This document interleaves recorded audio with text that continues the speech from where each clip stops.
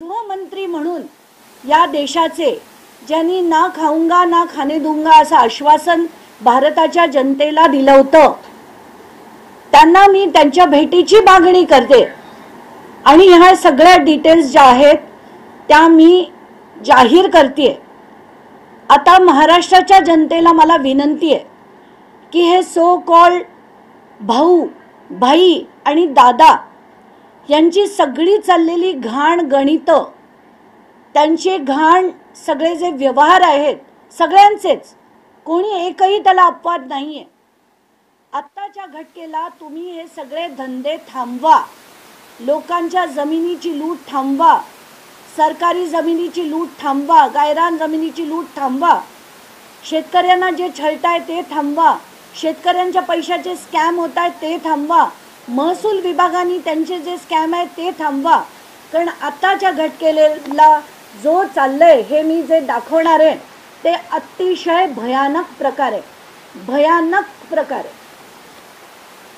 आपल्याला काय सांगितलं गेलं की एक सरकारी जमीन 40 एकर आहे, त्याच्यात LOI घेऊन अमेडिया कंपनीने एक व्यवहार रजिस्टर केला 500 रुपयाच्या स्टॅम्प ड्युटी भरून। तो असं सांगितलं गेलं की हा 500 रुपयाचा व्यवहार LOI मुळे त्यांना दिला गेला, म्हणून मी ॲप्लिकेशन टाकून ईमेल लिहिलं, RTI लिहिले आणि जो डेटा काढलाय महाराष्ट्राला खरं तर हदरवून टाकणार आहे की फ्रॉड वर फ्रॉड वर फ्रॉड हे अमेडिया कंपनीने कसं केलं याचा खुलासा मी आता काही मिनिटात करणार आहे।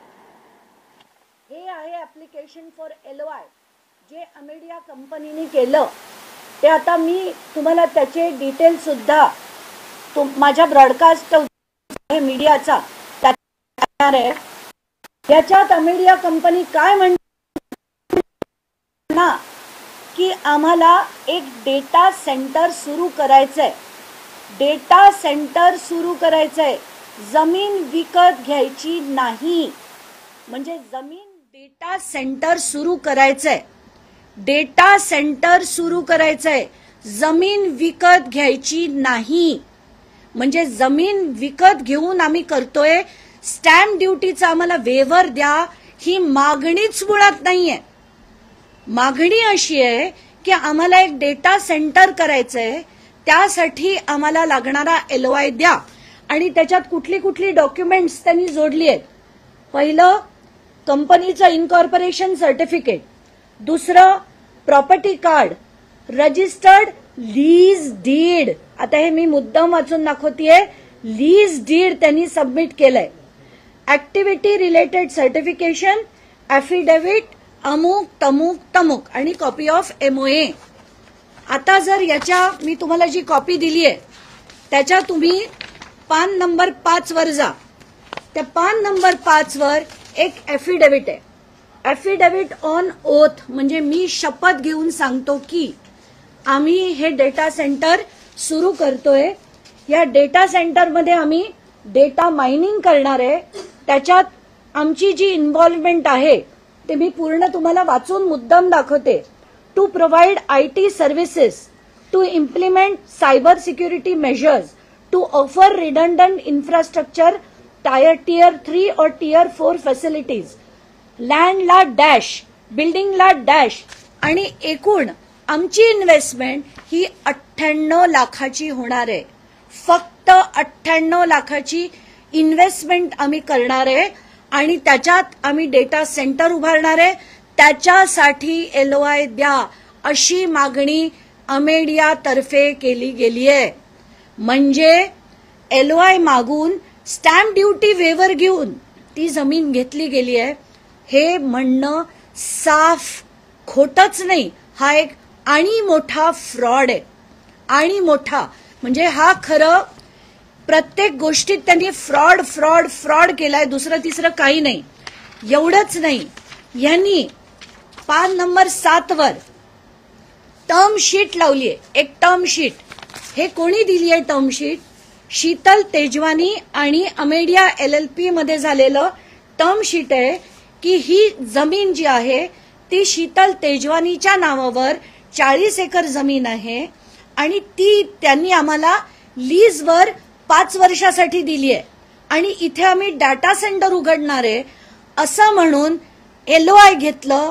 LOI हे दाखवून स्टॅम्प ड्युटी जी प्रचंड प्रमाणात लागणार होती ती 500 रुपयात केली गेली ते LOI दाखवून. तर हे LOI कशासाठी होतं? याच्यापेक्षा मोठे फ्रॉड्स होऊ शकतात का? एकानंतर एक एकानंतर एक एकानंतर एक यांचे सगळी झूट हे सगळं बाहेर येतंय. पहिलं त्यांनी जे म्हटलं ते खोटं. त्यांनी जे रजिस्ट्रेशनचे जे अधिकार पार्थ पवार यांनी दिग्विजयांना दिले की रेझोल्युशन पास केलं की तुम्ही LOI ची मागणी करा. हे ते LOI चे डॉक्युमेंट सरळ सरळ दाखवतायत की जमिनीच्या स्टॅम्प ड्युटीसाठी हे वेव्हर मागितलंच गेलं नव्हतं. हे जमिनीसाठी व्यवहारच नव्हता. हा फक्त डेटा सेंटर उभा करतोय. त्याच्यासाठी आम्ही 98 लाखाची मशिनरी तिथे घालतोय आणि याला IT सेंटरचं तुम्ही LOI देण्यात यावं अशी ती मागणी होती. आणि हे सगळं जे त्याच्या पुढे घडलं 24 तारखेला त्यांना ते LOI दिलं गेलं. त्याच्या पुढे त्यांनी ते 500 रुपये भरून रजिस्टर केलं. इतकंच नाही, जे मी म्हटलं की त्याच्यात सगळ्यात महत्वाचा मुद्दा त्यांनी ताबा घेण्याचा व्यवहार केला. तिथे जाऊन ताबा मागण्याची जी प्रक्रिया होती ती याच वकिलांनी म्हणजे तृप्ता नावाच्या ज्या वकील आहेत त्यांचं नाव मी तुम्हाला वाचून दाखवते कारण त्यांनी पुन्हा ईमेल लिहून तृप्ता ठाकूर यांनी ईमेल लिहून या LOI वरची परमिशन मागितली. तर हे सगळं जे आहे प्रचंड मोठं फ्रॉड आहे. आणि माझा सगळ्यात प्रश्न जो महत्वाचा होता जो मागच्या माझ्या पत्रकार परिषदेत थोडासा इग्नोर झाला, कलेक्टरांना 16 जूनला केंद्रीय प्रशासनाकडनं कळवलं जातं की अर्जंट इंटरव्हेन्शन करा.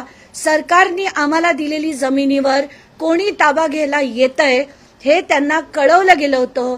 जून महिन्यापासून कलेक्टर जे आपल्या जमिनीचे कस्टोडियन आहेत, सरकारच्या जमिनीचे कस्टोडियन आहेत, ते काहीही कारवाई करत नाहीत.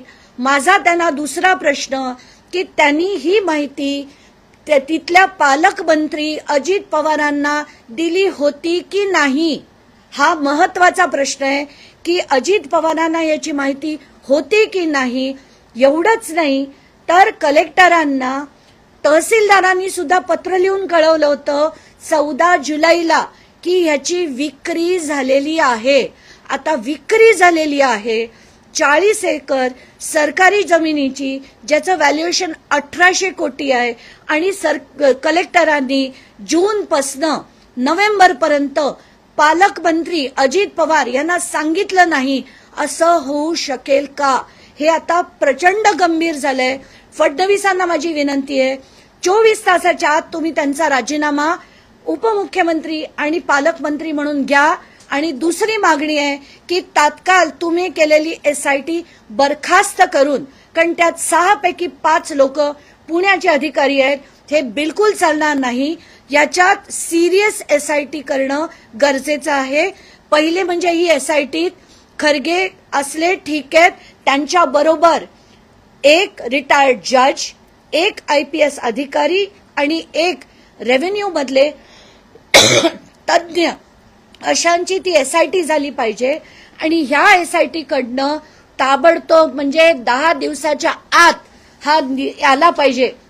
आणि हे जी पुन्हा पुन्हा वाढवून त्यांना जे फॅसिलिटी दिली जाते स्टॅम्प ड्युटी भरण्याची, जर तुम्ही आम्ही असतो जनतेने हे जाणून घेणं गरजेचं आहे की तुम्ही किंवा आम्ही आपण जर सगळ्यांनी अशी 300 कोटीची जमीन सरकारची फ्रॉड घेतली आणि त्याच्यात आम्हाला स्टॅम्प ड्युटी भरायला मुभा द्या, वेळ द्या, तर ती मुदत वाढ आपल्याला कधी दिली जाईल का, हा पहिला प्रश्न.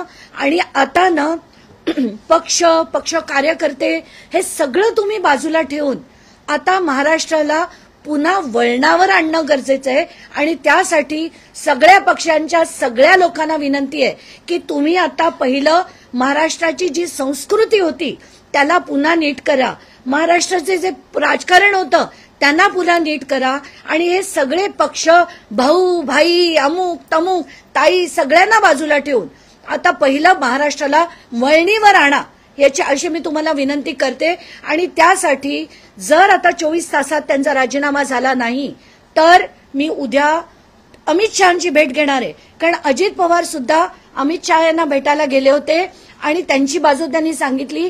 तर खरी बाजू काय याचे सगळे पेपर घेऊन मी अमित शहांना त्यांच्या ऑफिसमध्ये आता ईमेल देखील पाठवलाय, त्यांची वेळ मागितली आहे। उद्या दिल्लीला जाऊन मी त्यांची भेट जर त्यांनी दिली नाही दिली तर त्यांच्या ऑफिसच्या बाहेर जाऊन बसणार आहे जोपर्यंत भेट मिळत नाही तोपर्यंत। सगळ्यात महत्त्वाचं की तुम्ही जे म्हणताय की स्टॅम्प ड्युटी माफ करण्यात आलेली आहे, तर ज्या पद्धतीने डेटा प्रोग्रेसिंग आणि डेटा मायनिंग सेंटरसाठी त्यांनी ॲफिडेव्हिट केलं किंवा त्यासाठीची परवानगी मागितली, तर या कामासाठी स्टॅम्प ड्युटी माफ करण्याची तरतूदच नाहीये, त्या दृष्टीने त्यांनी ती मागितली। ITESचा जो GR आहे त्याच्यात खरं तर तसंच आहे, जमीन घेण्यासाठी वगैरे हे सगळं होत नसतं।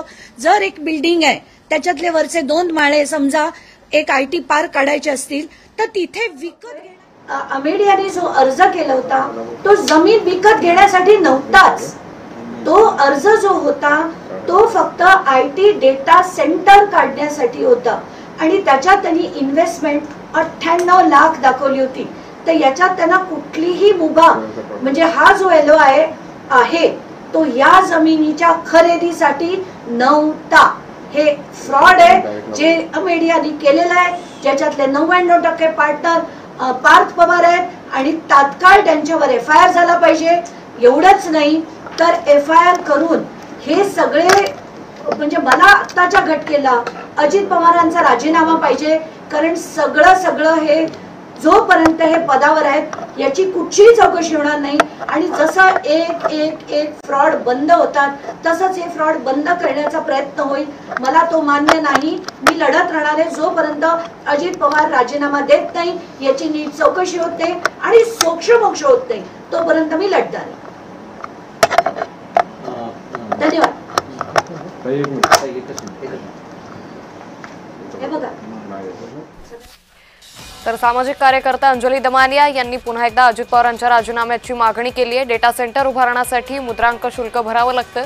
पुणे कथित जमीन खरेदी गैरव्यवहाराबाबत अंजली दमानिया यांनी नवे दावे केलेले। जमीन वळकवण्याचं प्रकरण पुणे जिल्हाधिकाऱ्यांना ठाऊक होतं असा आरोप त्यांनी जिल्हाधिकाऱ्यांवरही केलेला आहे। त्यामुळे अंजली दमानिया या आता केंद्रीय गृहमंत्री अमित शहा यांची भेट घेणार आहेत आणि जर त्यांनी भेट दिली नाही तर मी त्यांच्या कार्यालयाबाहेर बसून राहील जोपर्यंत ते भेट देत नाही आणि या सगळ्या प्रकरणाचे सर्व पुरावे त्यांच्या समोर देणार असल्याचं यावेळी अंजली दमानिया यांनी म्हटलेलं आहे। त्यामुळे या सगळ्या प्रकरणी आता अंजली दमानिया यांचं पुढचं पाऊल नेमकं काय असेल आणि त्याचबरोबर जी SIT या सगळ्या प्रकरणी स्थापन करण्यात आलेली आहे ती SIT बरखास्त करून नवी SIT स्थापन करावी अशी मागणीही अंजली दमानिया यांनी केली आहे।